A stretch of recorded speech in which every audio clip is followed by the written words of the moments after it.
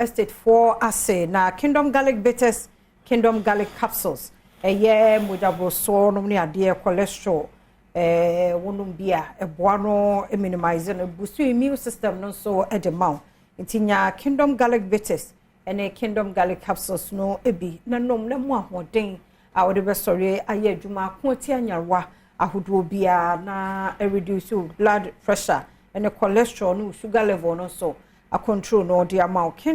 New Kingdom ginseng power capsules mema nko dia New Kingdom ginseng power capsules na obi asabi why bre usisi emu ya stress no ne ade e wo so nya New Kingdom ginseng power capsules mema nko na enum ne bia ebeboa tremendous capsules no so for ma white and hawa dwene ananka e wo ho a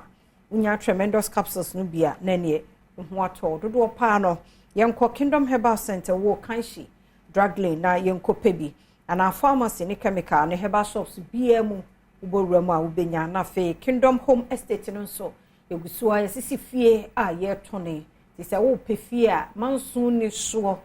na wo betina mu afebɔ no wabusua mani agye dia